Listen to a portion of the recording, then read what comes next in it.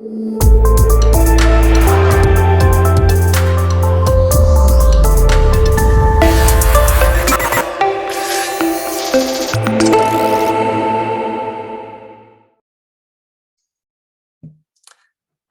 my name is Sebastian Chwilczyński. I'm a second-year student of artificial intelligence here at Poznań University of Technology, and of course a Ghost member. And today we are going to talk about music, and more specifically music perceived as a language. So we are going to check whether the words said by Henry Wadsworth about 200 years ago are true, and intuitively they are, but we will check it more mathematically. Right, so plan for today is first we need to gather some data. So we will talk about what kind of data we need, how we get it, and how much we were able to get. And then since we are talking about music as a language, we need some kind of MIDI to take step conversion to get music as a text, so pre-processing. And eventually we will do two experiments. First, considering a conditional entropy, we will consider that musical text with some natural languages. And then we will incorporate deep learning to generate new songs using that representation. So this is kind of standard machine learning pipeline. We get data, then we pre-process it, and then we do some experiments. Right, so as I said, we need MIDI files, but what even MIDI is? So MIDI is kind of discrete representation of continuous raw audio. So we store information about each note played in the song, and these are the information we store. So first we store pitch for each note. So this is frequency of the note. Then we need a velocity. So this is how loud the note is. Then we store note on event. So basically when the note started playing, and note off. So when the note finished playing. Right, so we know what MIDI is. So now let's gather it. And there are quite a lot of available data sets on the internet. To name a few, LAC data set is about a lot of songs and in all genres. The Maestro data set, also very cool data set, but just classical music, and some smaller ones like Nottingham, nice to start with, and many more. But I really wanted to compare different genres, so rock with blues and with pop, or maybe even artists. So ideally we needed something like that. So we have genre, and each genre is separately, and within each genre, each artist is also separately. Okay, so how we can get that? We can use technique called web scraping. So basically we automatically visit pages with MIDI and get all the MIDI songs automatically. To do that, we need a few libraries that first, which will make available sending HTTP request, like get to get the content from the page on the computer. Then usually this content is as HTML files, so we need something to parse it, and Beautiful Soup makes it very easy. Eventually, sometimes there are no direct links in that file in pages with MIDI, so we need to fire some event in browser, so Selenium is also very good. And the simplified pipeline looks like that. Just get the page with MIDI, and we usually get HTML, and then parse this HTML with Beautiful Soup, and then we have it very nice parsed, and we can use magic of Beautiful Soup to iterate over all hyperlinks that interest us. So simplifying things, we can iterate over all genres, over all artists, and eventually over all songs. And we download all songs, and if it is needed, we just fire the click event using the Selenium. But there was a small problem because on some pages, different artists were tagged with different genres, and one artist was tagged with many genres, which is of course quite natural. But for example, Alicia Keys has rap tag, which I didn't like a lot. So I decided to just get the song which are tagged with one genre to be sure that I don't have country within rock and so on. And so I was able to get 8,000 files in total. That maybe not the best amount. I will try to do better in future. And the distribution is not quite uniform, but unfortunately there are more rock songs than other in the MIDI, but it's still, I think, quite cool.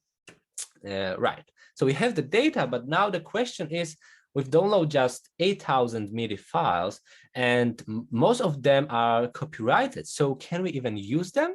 And basically there are three cases. First, the song is in public domain, which basically happens 70 years after the author's death.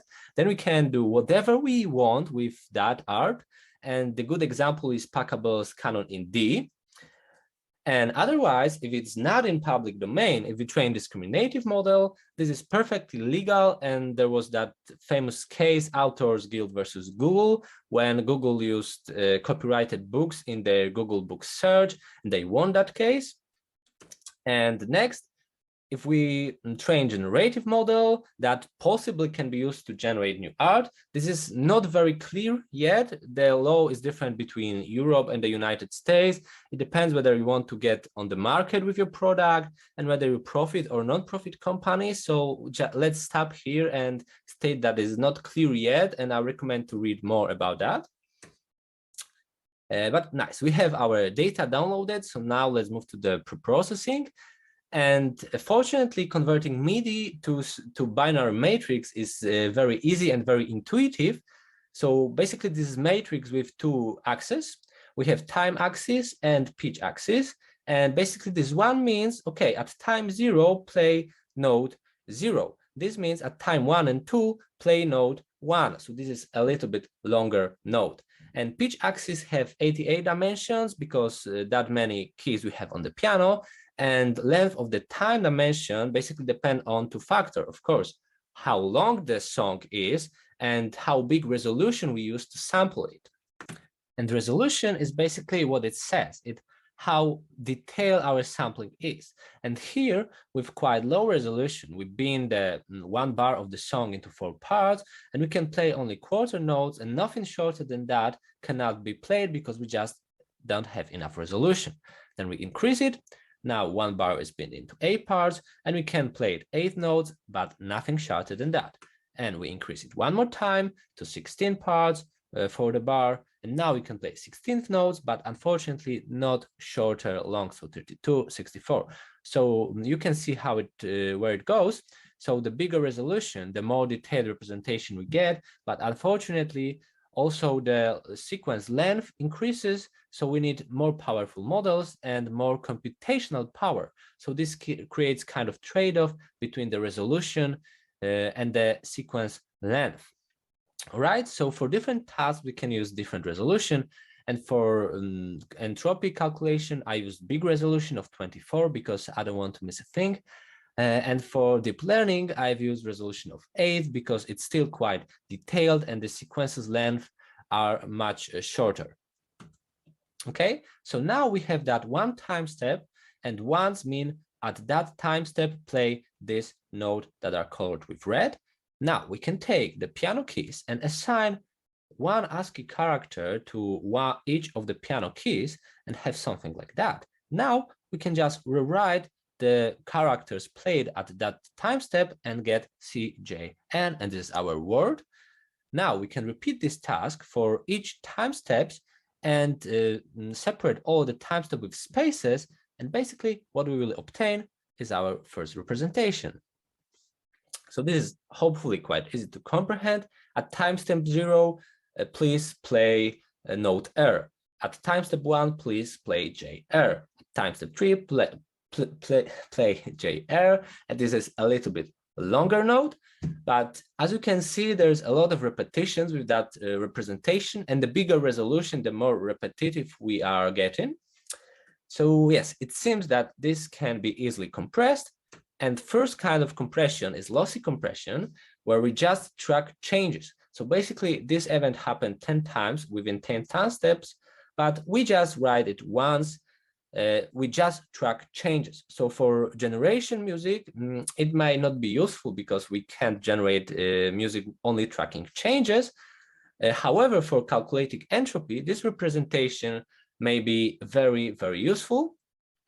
And another, lossless compression. So now we basically count how many that token had repeated, and we write the token and write how many times it repeated, and we can treat this as one token. And during modeling our language with deep learning, we can try to predict at the one step the sequence of notes and how many times to repeat it.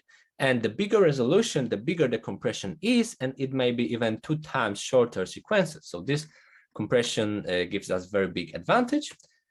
However, I have done some experiments and was wondering if I can do even better create better representation, maybe something more comprehensible. And yes, it is possible. Hopefully this will be more clear. So how it works? Okay, so we have that 3 nodes at time step 0 played. So first is node 50, let's call this node 50, and it is played for 4 units of time. So we write play node 50 for 4 units of time. Then node 55 is played for 1 unit of time, so we write it. Then node 59 for 2 units of time, we write it. And then we don't play anything and we wait for 2 units of time. And next, what we do, we play this node 57 for 2 units of time. Again, we wait for 2 units of time and we play these 4 nodes for 4 units of time and we wait. So this representation seems very like human readable for me, and it's very nice. Yes, so we finished our pre-processing steps, so we can move forward to the experiments. So first will be about conditional entropy. So at the beginning, quick recap what it is, and I will show you that using a musical example. So basically we'll hear 3 chord progression, each with 5 chords, and first 4 are the same. The only difference is in the 5th chord. And please try to think about how the last chord change surprised you.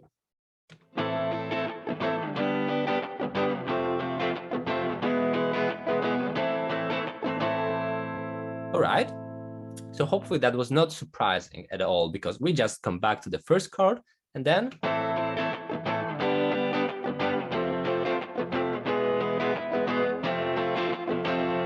all right, so hopefully this was more surprising. We moved somewhere different. And the last one.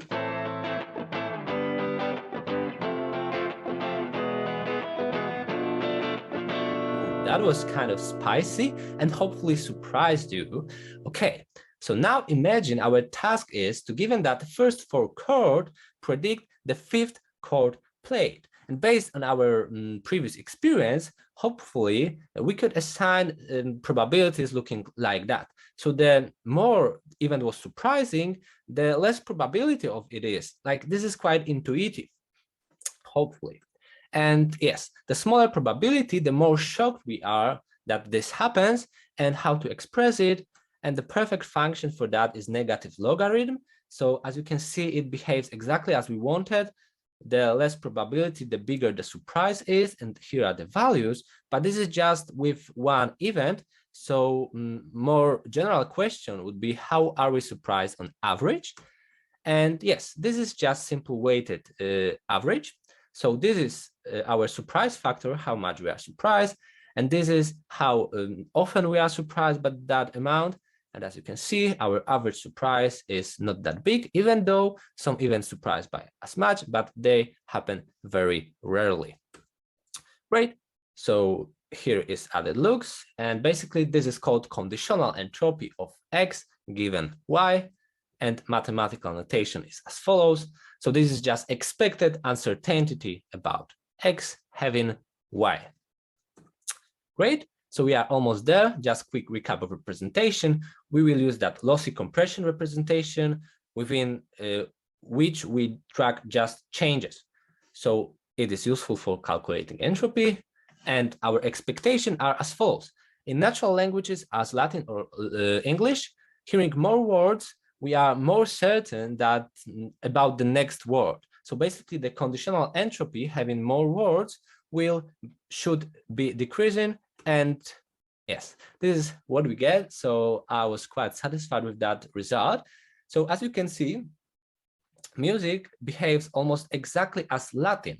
So the trend of is exactly the same.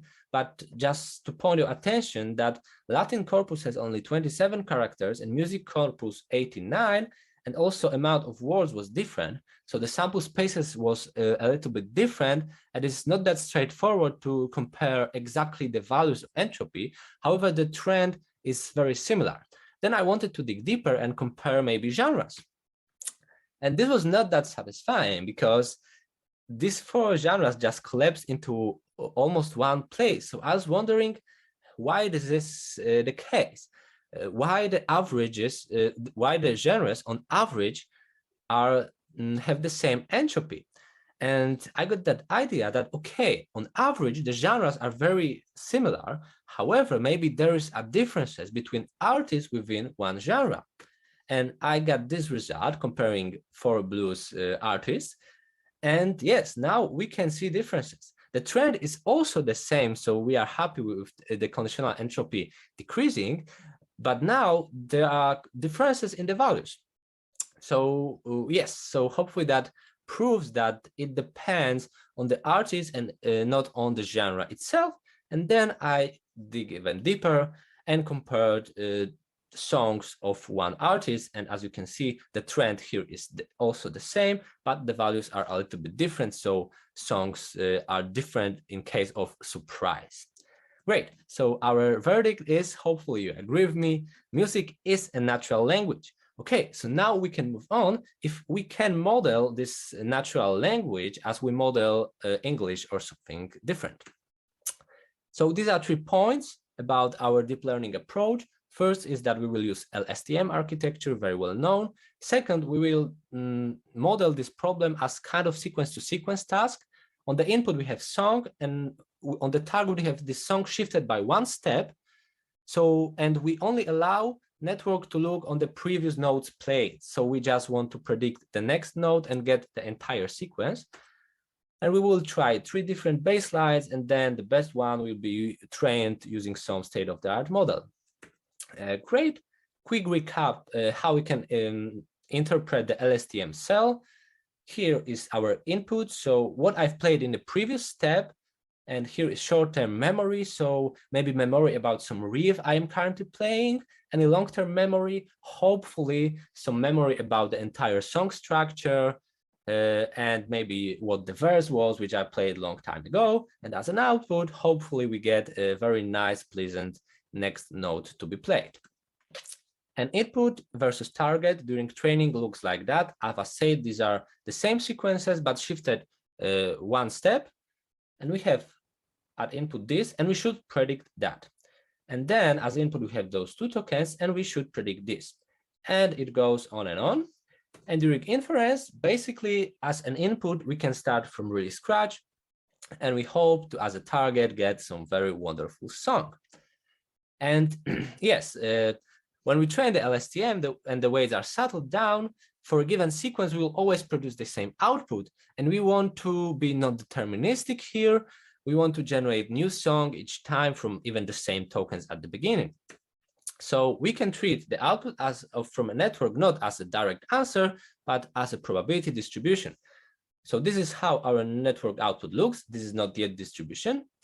Then we can divide it by additional temperature, which make the distribution more uniform or more peaked. So here I divided it by 2. And as you can see, the distribution will get more uniform. Then we can pass it through softmax or sigmoid to have probabilities. And then we can sample from this distribution. So yes, and hopefully the likely events will sound pleasant to our ears, and we will get different result each time. Finally, baseline. First, we just try to model our first representation. So this is no compression, and this is quite repetitive. And it is quite unique because order of characters doesn't matter here. So we can assume that these are always ordered with the ASCII numbers. Great, so what is that? This is basically multi-label classification. At each time step, we just predict which character to place in the word. We can use sigmoid as an activation, and the output during inference, we have something like that.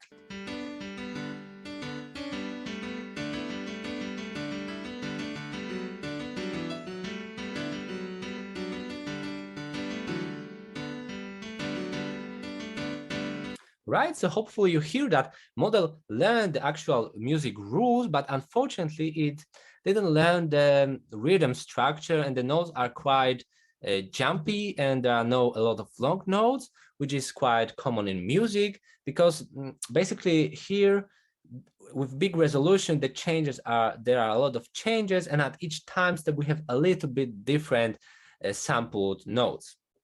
So let's try it with the second baseline. Here we have compressed text. So we have at each time step, we want to predict the notes played and for how long to play that sequence. So we need to predict a count additionally. Great, and with that method, our sequences get much shorter. From 512 time steps, we get to 294, and increasing our resolution, we get even big compression. So the sequences are shorter, so hopefully this will be easier for our recurrent neural network. Yes, and now the question is how to model the counts. Unfortunately, there was a mathematician called Poisson, which get that idea, which you can see there. And basically x is how many times we repeat that sequence. P is probability of that. And as you can see, we have x, e, and we have just one parameter lambda there. So this is what our network will be predicting, just one parameter. And very cool thing that lambda is also expected value of that distribution. So if our target is 10, then the lambda, so the expected target, expected value in that distribution will be also 10. And with that representation, the results are follow.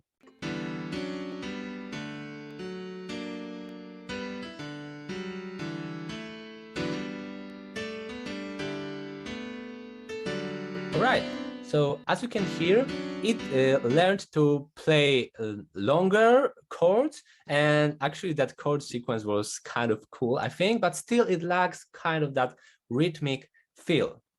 So we move to our third representation. So we have something like that. And what is cool in that representation, that amount of words with this language is very small, as you can see, only about 300 words. So we can easily build dictionary, which was not possible in the previous cases because we have more than 1 million words. So dictionary was just too big. And furthermore, we can compress it like that. So we will get shorter sequences, but we will pay having bigger dictionary, but this is still about 10,000 words in the dictionary, which is not that much. And yes, then this just become typical classification that at each time step, we just want to predict the next word. So this is most common use case in the natural language processing, hopefully, and that's the results.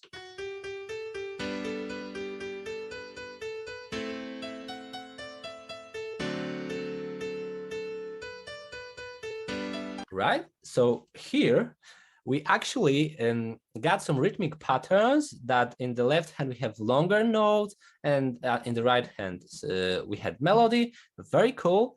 And yes, as you could see in the moment, I think this representation is a winner because it has sequences are quite short, the dictionary is not too big, and I think this has the more potential to being still improved. We can add new tokens and so on and so on.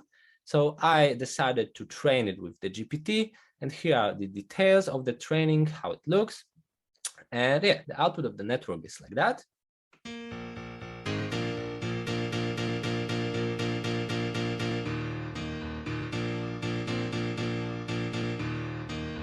Yes, so as you can hear, it created a few cool, very cool hacks, but unfortunately, this still lacks that rhythmic feel. It hasn't learned the beats in the music. So that's a big drawback, and I will speak about that limitation in a moment.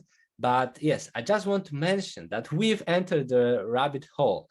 The whole generating music process is as follows, and we just covered this part and very briefly, very easy approach. So hopefully I inspired you to get to know more about that. And at the very end, we will just speak about the limitations of what we've created and possible solutions. So as I've said, the model is not aware of the bars in music. So the solution just enrich the language with bar start or bar end. Of course, sequences will be much longer, but hopefully model will learn that rhythmic structure. Then there's only one instrument. We use just piano, and hopefully we want to get guitar, drums, and so on. So we can encode each track separately and separate them with track start and tracks end. So 2 new tokens, again, longer sequences, but hopefully better results. We didn't consider the velocity. So solution just adds special word V denoting the velocity. So as you can hear, we can enrich our language, paying that the sequences will be longer, but hopefully results will be better. Next, MIDI songs don't feel like actual human playing, so we can learn network to convert that MIDI to very nice plausible audio. And there are a lack of MIDI songs on the internet, so we can learn yet another network to convert that audio to MIDI. And there is architecture existing, wave to MIDI to wave. Check it out, it's very cool. And last things, we generate sequentially here, so which is quite slow. Ideally, we want to do it in parallel, and GAN synth architecture does it. And yes, we are restricted to sample nodes from multinomial distribution with that idea, so we can use variational autoencoders or GANs, so they use latent space. Hopefully we get better results. And yes, that's all. Thank you very much for your attention. Thank you very much, Sebastian. This topic is My super pleasure. excited. Yes, this topic is super excited for our community, as we have loads and loads of questions. Let's start with the most voted one from Dariusz Brzeziński. Have you considered using a more music theory-oriented representation of the language? For example, key, scale, progression, circle of fifth distance. Maybe this could be a post-processing step explaining the output. Yes, of course, but unfortunately, the music theory is quite very abstract representation on high level of abstraction. And yeah, this would be really cool to just write a song in A major and with some specific tempo and give more and more parameters.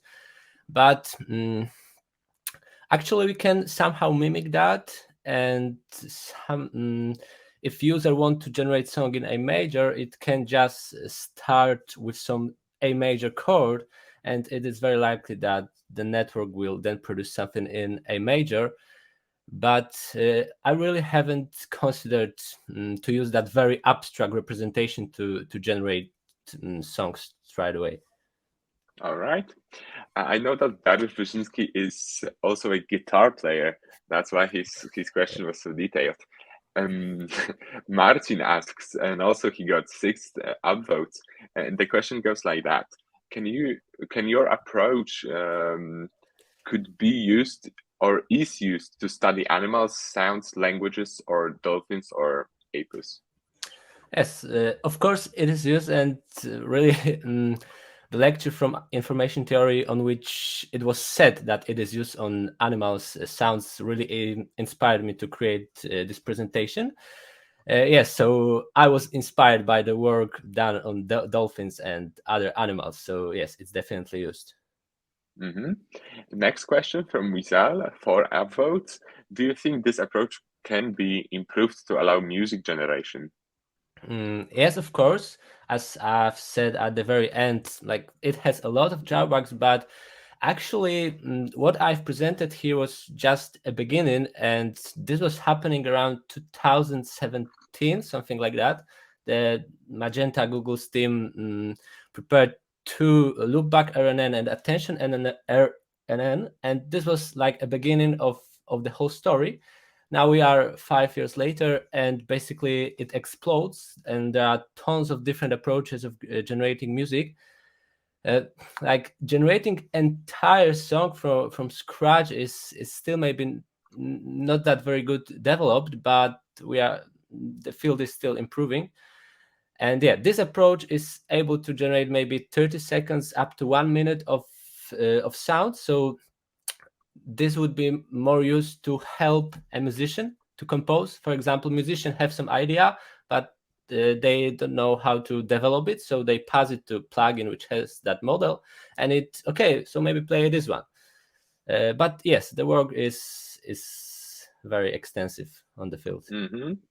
Next question from Adam this time. Did you try to take into account not only the notes, but also articulation dynamics, timbre, and other key elements of performing music?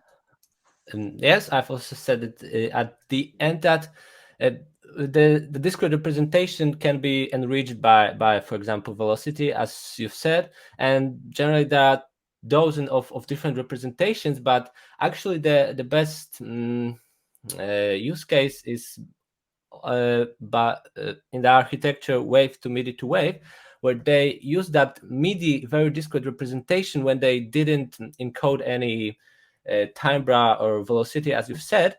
But then with that discrete representation, they passed it through the WaveNet, and basically WaveNet have created all that timbre, that velocity, the articulation things. So that's really cool. And check that wave to MIDI to wave architecture, because yes, it's very cool and quite state of the art at the moment. Cool. Next question from Alex, one of two last questions. Did you have any ideas on how to represent sound of frequencies between the specific tones or out of tune in this model? Right, so yes, it's, as I said, discrete representation of sound. So basically what we can do is just add more more tokens representing the sense in that case, because we represent each semitone. So unit smaller than semitone is cent. So for example, we can use 25 cents or something like that. And it is possible, and actually human can really appreciate the difference about 10 to 25 cents. So we can, it's like we do not need to increase resolution infinitely. However, the timbre by itself is also created by, for example, frequency modulations. But as I've said, the timbre can be generated later after we have that discrete representation. We can use the WaveNet or some different architecture to add the timbre, and maybe it will add some vibratos or something like that. So differences in frequency. And last question, I think that's a great one to end your presentation with. Alicia says at the very beginning that talk was really great, but she also asked a question: do you play any instrument by yourself? I guess you are. Yes, of course. I'm playing guitar mostly now. Unfortunately, I now spend more time on doing research than playing music, but I'm still trying to play as long as I can. I also produce music and compose. So as you can visit my YouTube channel, and then I will have some more listeners. And I try to sing, but actually singing, I really wanted to learn that, but this actually the one thing that I can't learn. So I really tried hard, but I couldn't. Hopefully that's the only one you can't learn. Yes. I think that's a great conclusion to our talk. We also, by the way, are matching t-shirts. Yes, of course. Right. That indicates that we attended those today, 2020. Yeah. Also. Awesome. Thanks, Sebastian, for your contribution, and great talking to you. Great seeing you. Thanks for your contribution. Thank you very much for having me. It was a pleasure.